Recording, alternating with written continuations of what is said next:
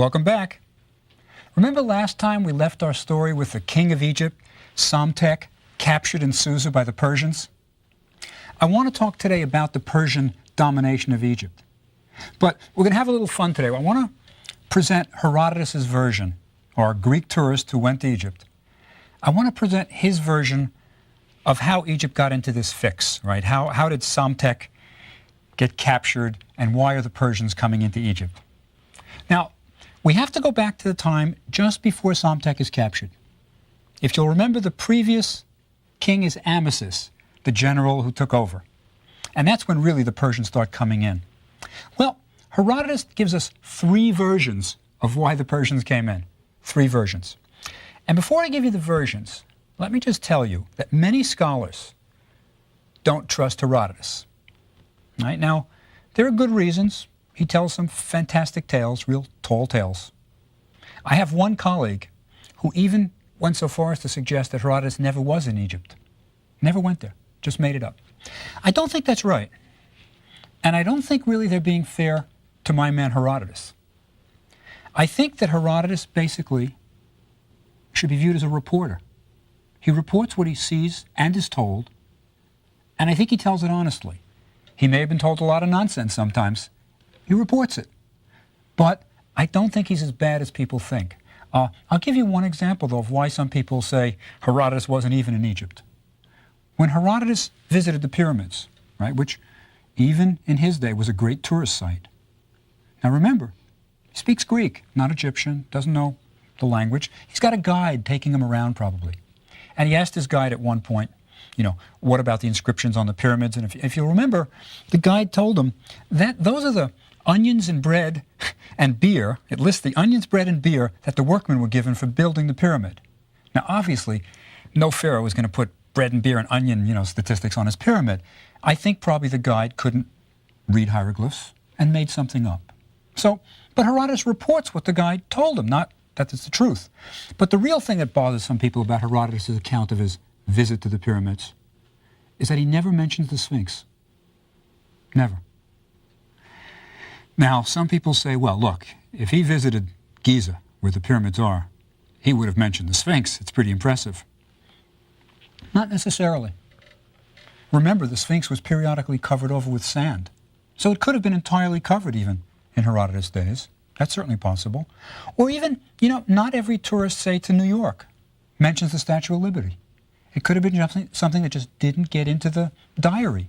So I don't think it's fair to say he never visited Egypt. But let's look at what he says about why the Persians invaded Egypt, right? There's three versions. You can take your pick. Now, the first version involves an eye doctor, all right? An eye doctor. It starts in the era of Amasis, when the Persians first entered. And what he says is, the Egyptians were really afraid of the Persians, rightly so. They were fierce people, warriors. And Amasis was asked by the Persians for an eye doctor. The Persians, obviously the king had an eye problem. Cambyses II would have an eye problem. Send me an eye doctor, because the Egyptians are the most skilled in medicine.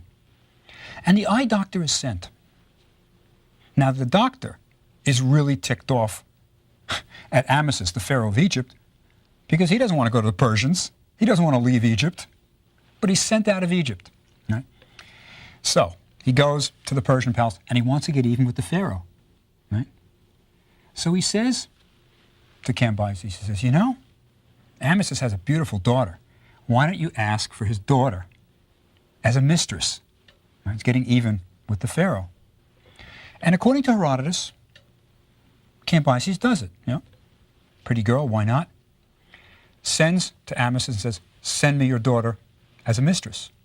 Now Amasis is in a bind, damned if you do, damned if you don't. What does he do? He sends another girl. Right? Actually, he sends his predecessor, Aprius' daughter. The young girl is dressed up in beautiful garments, gold, everything, goes to Persia. Cambyses is happy, right? He's happy. And then he addresses the girl, he says, talking about her father, right? He says, he's not my father, he's really fooling you, right? I'm really Aprius' daughter. Amasis sent me just to fool you. And according to this version, Cambyses gets really ticked off at having been fooled, the wrong girl is sent, and he invades Egypt. Okay? Version number 1. Maybe you like it, maybe you don't, but we got 2 more. Next version. In this version, a beautiful Egyptian girl is indeed sent to the Persian king, but it's not to Cambyses II, no. It's to his father, Cyrus, right? Cyrus the Great.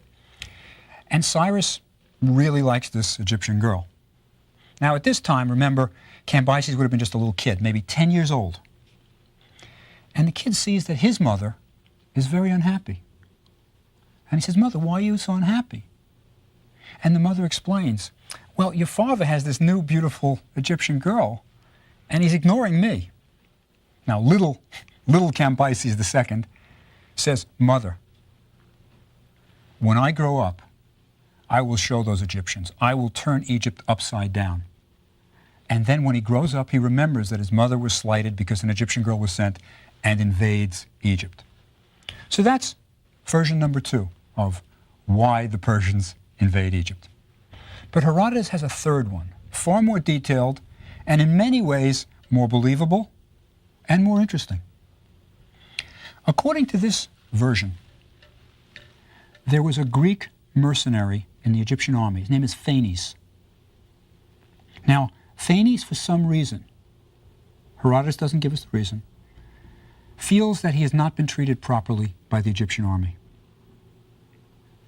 And he goes to Cambyses and says, "I know Egypt inside out. I know the routes. I know the military. I can lead an invasion." So Phanes defects to the Persian army, right, because he's dissatisfied. Cambyses thinks it's a good idea. He doesn't know how exactly to invade Egypt, but Phanes knows all the details.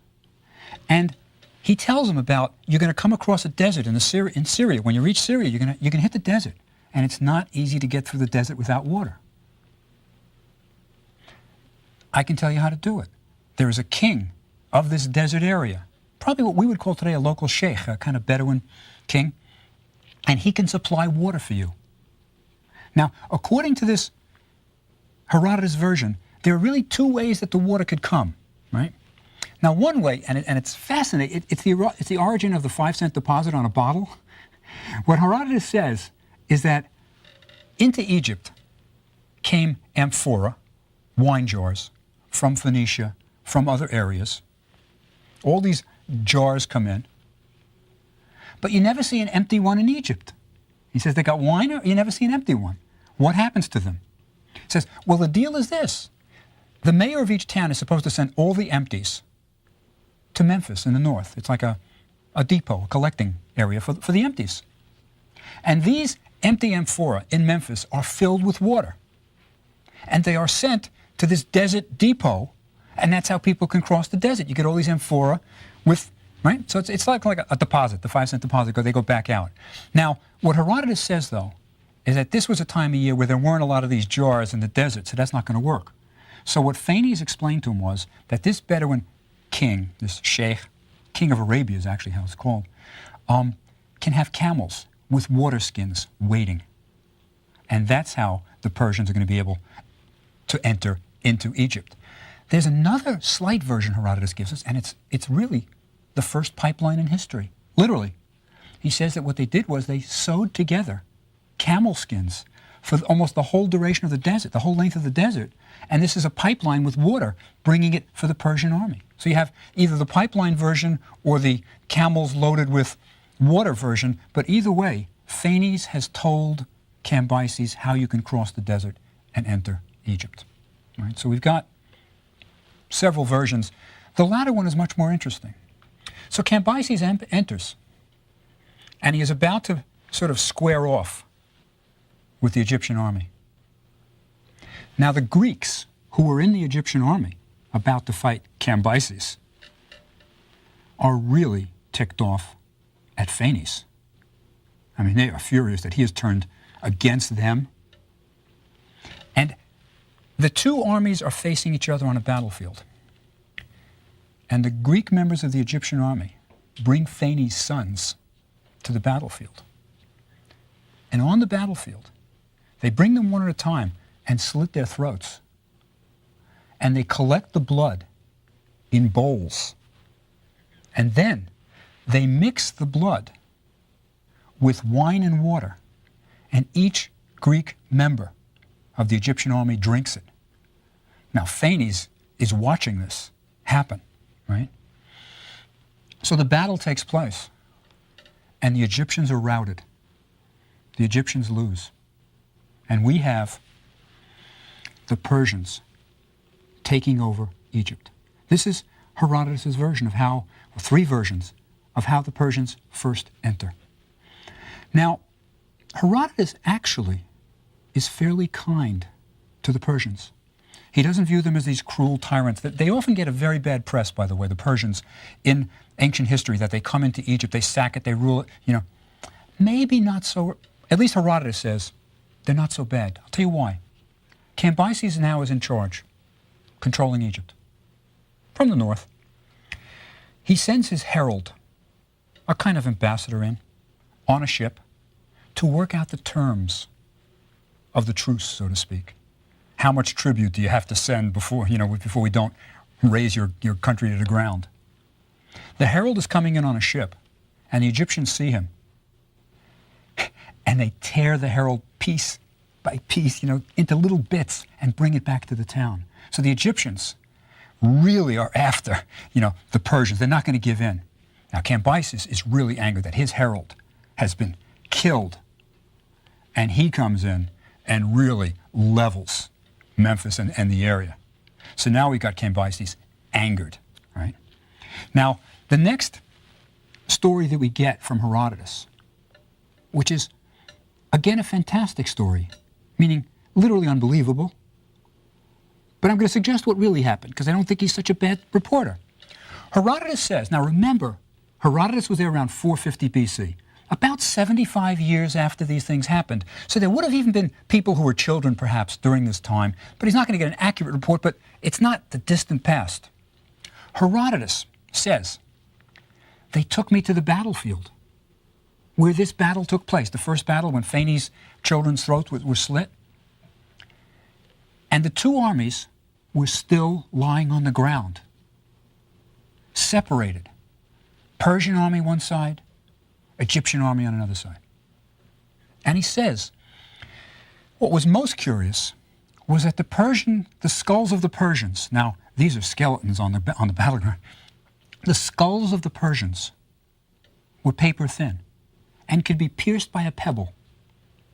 But the Egyptian skulls were quite thick, quite thick.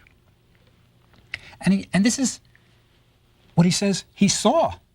He saw, right? This is not a report. He saw it. Now, he goes further. He says, I asked the Egyptians, how come the Persian skulls are thin and the Egyptian skulls are thick? And he got an explanation that is kind of like adaptation. He said, well, the Egyptians, we shave our hair off. The priests were shaven-headed. And he says, the sun beating down causes the skull to thicken. So it's a kind of adaptive thing. The Persians don't do this. He said, they wore skull caps, so that's why their skulls are thin. That's what he was told. Now, the big problem with the story is what really happened. Surely the Egyptians would not allow their dead to lie on a battlefield for 75 years. No way. And surely Persians don't have such thinner skulls, than Egyptians. And further, why would the men be separated on a battlefield? In a battle, it's hand-to-hand combat in ancient times. Why? Why would they be separate? It doesn't make sense. What was Herodotus shown? I think he saw something. My bet is this, that he was shown a cemetery, perhaps of poor people. And there were bodies lying around. Sometimes the sand blows away. Sometimes cemeteries are uncovered. As a matter of fact, if you go to Egypt today, you can see cemeteries like that. Ancient Egyptian cemeteries where you can just walk through and see bones. I think he was taken to the cemetery and said, what is it? And they told him the story of this is the battlefield. And then perhaps some skulls are thinner than others, and he asked why. And his guide makes up a story. Oh, those are the Persians. They're thin. The Egyptians are thick. Something like that. But at least, I think he's telling us what he saw. saw bones on the ground, and then he's trying to give you an explanation of what he was told, right? So it's a fantastic story. I mean, really just incredible. But anyway, we have Cambyses occupying Egypt, and he is ticked off because they have killed his herald, right? And he's taken control. Now he has the next king under his thumb, Psamtik, right? And he wants to see, according to Herodotus, he wants to see what kind of stuff Psamtik is made of. What kind of man is he? So he has all the nobles of Egypt brought together in a kind of almost reviewing stand, is the feeling you get when you hear it. And their daughters, including Psamtik's daughter, are dressed in rags and have water jugs and are forced to give water to the army of the Persians and forced to serve the Persians. And as these women, these noble women, are paraded in front of their fathers, they all weep. All the fathers are weeping for their daughters, except Psamtik. Psamtik doesn't look at it. I mean, he puts his head down and he doesn't weep. Cambyses still wants to see, what is Psamtik made of? All the young noble men are then paraded before their fathers with bridles in their mouths. They are being led to execution. 2,000 of the noble youth of Egypt. Psamtik sees it go by, bows his head, doesn't weep. Everybody else is weeping. Finally, Psamtik notices an old friend of his, an old man, who is reduced to begging. He's begging from the army of Cambyses. He's in rags. And this was a nobleman, a friend. And Psamtik weeps for his old friend. Now, the messenger of Cambyses reports back to Cambyses Psamtik's reactions to all this. Doesn't weep for his daughter, doesn't weep for his son. But when he sees the old friend, he's reduced to tears. Cambyses asks for the messenger, go back and find out why. And they ask Psamtik, and he says, when I saw my family, my daughter, my son, reduced to this horrible state, it was so bad that I couldn't even shed a tear. But when I saw a friend, I was able to cry. Right? So it wasn't that he didn't lack emotion, it wasn't that he didn't care, it was just the depth of feeling that he had. Now, according to the story, Cambyses was moved by this. He thought, this is a man. And he took Psamtik back with him into his palace. Right? With him into his palace. Now, according to Herodotus, Psamtik didn't learn his lesson. Psamtik was living in the palace with the king. Right? Remember, we ended our last lesson with the king of Egypt in Susa, in the palace. And he was living under the king's largesse. He was being fed. But he plotted against the Persians. Right? It's sort of like two things you don't do. You don't tug on Superman's cape, and you don't mess with Cambyses. Right? Psamtik is killed. Right? Psamtik loses. And then Cambyses is angered by everything. I mean, there's another story where Cambyses goes into Egypt, and he's so angered that he finds the body of Amasis, the previous king, digs it up. Now, it's a mummy. It's not, right? He's mummified. It's not going to be just an ordinary body. The mummy is dug up, and he has his men beat the mummy with whips, and he's going to destroy the body. But Herodotus says, but the mummy was so tough because it had been mummified that he couldn't do it. So Cambyses burned it, right? All chance of immortality is lost. So Herodotus always suggests that Cambyses is provoked, he has reason, the herald is killed, Psamtik plots against him. Interesting. I mean, Herodotus is an interesting man. Anyhow, there is a story that comes next that is just wonderful. Cambyses has heard that the Ethiopians have a table of the sun, It's a legendary thing. It's a table that is placed in an open field, which has all manner of boiled meats. Now, remember, only the wealthy ate meat. This was a luxury.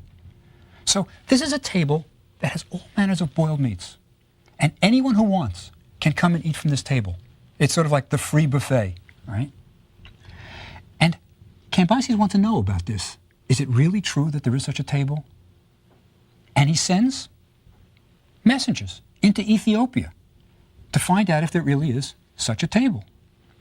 And he really wants to invade Ethiopia. That's what he really wants. And these messengers are really spies. But he sends them with gifts to the king of Ethiopia. Right?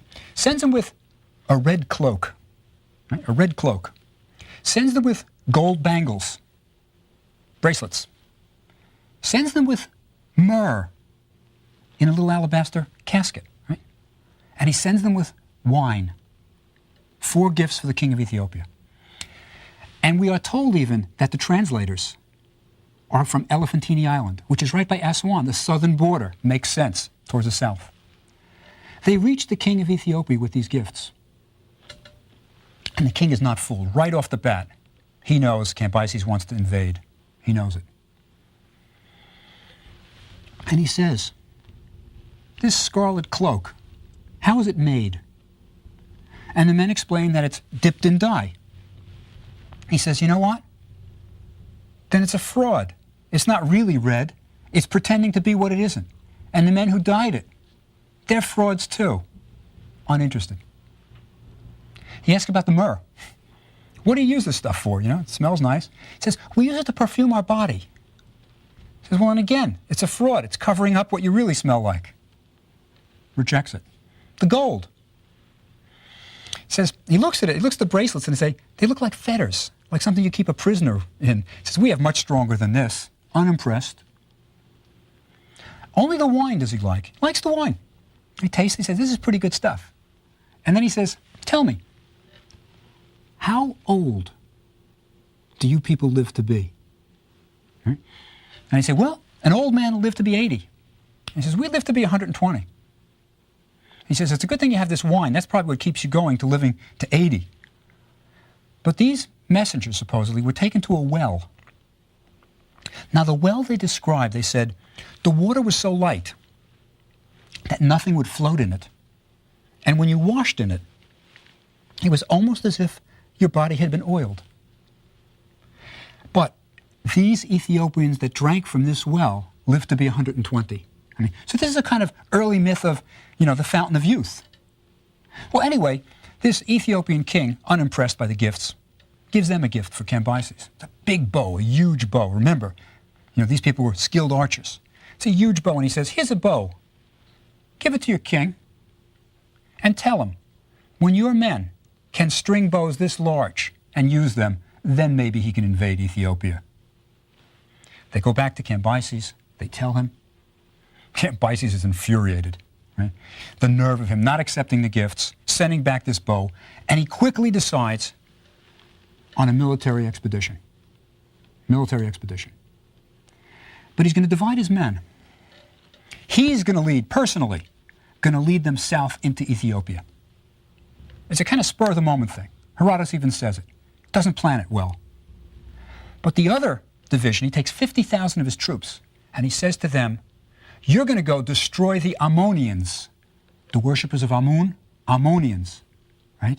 And you're going to burn down their temple of their oracle. Now this is at the Siwa oasis in the Libyan desert. There was a temple to Amun, and there was an oracle there, world famous. And he tells his 50,000 men, you are marching across the desert to Siwa to destroy that oracle. I will go south to Ethiopia. So he heads south to Ethiopia. Head south. In Ethiopia, right, it is not easy to journey there. And he's not prepared.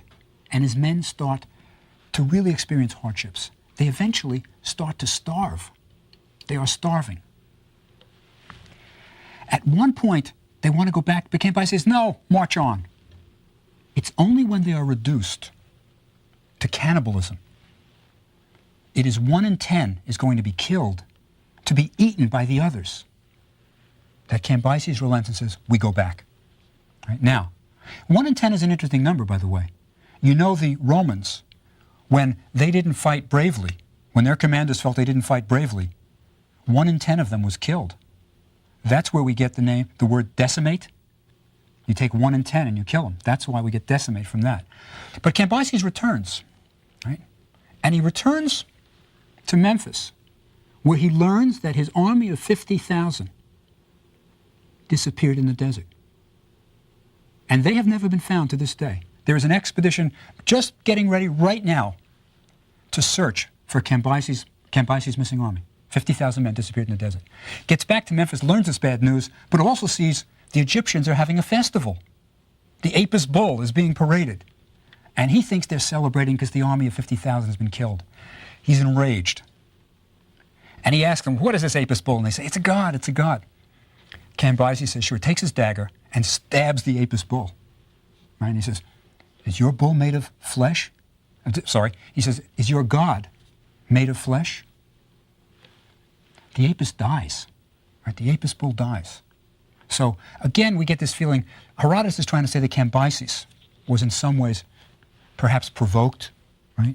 But anyway, Cambyses takes over Egypt. He is succeeded by Darius I. Now Darius takes an interest in Egypt. Cambyses is always a kind of absentee. You know, he does bad things, but he goes back home. Go back home. Darius builds temples at the oasis at Karga. Has his name carved in a cartouche, right? He wants to be a little bit Egyptian. It's interesting.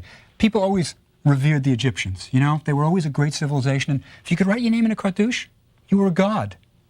Because remember, in the Middle East, no other country had a god at its head, right? You may have had a great king, but not a god. So Darius takes over, but there's a revolt. The Egyptians, one thing they're not used to, they will not knuckle under to foreigners. No matter how brutal it is, no matter how difficult it is, they will always revolt.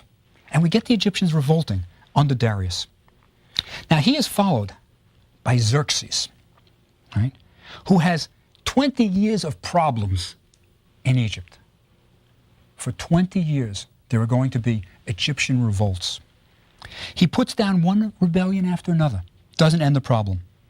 Then finally, he has a satrap. Now, a satrap is the equivalent of a governor, right, who is so brutal that the people will take no more, and they simply rise up. Now, the Persians are ruling out of Susa. They never left a large body of troops in Egypt. They had other problems. Remember, they're trying to dominate the entire Middle East. Egypt is just one place. So they never had a large force. And eventually Xerxes is assassinated, and he's taken over by Artaxerxes. And there's a major, major revolt here, led by the son of Psamtik III. Remember the guy who taken to the palace, doesn't know enough to shut up, and is killed? Well, the son of Psamtik, Inaros of Heliopolis, leads a revolt. Now the Egyptians are defeated. Inaros is killed. He's executed. But this is the beginning of the end. This is the beginning of the end. The Persians have worries on other borders, and the Egyptians now see they're weakening. The Persians don't have a big army, and Inaros had led a real revolt, Now, we have another ruler coming in, a Persian, Darius II, and it's under him that Egypt becomes independent. There are rebellions. Eventually he will leave, and the last Persian in Egypt to rule is Artaxerxes II, and he doesn't even write his name in a cartouche. He has given up. Persian rule is over. The Egyptians are free again. They're going to have one last hurrah. We're coming very close to the last native ruler of Egypt. And we'll talk about him next time. See you then.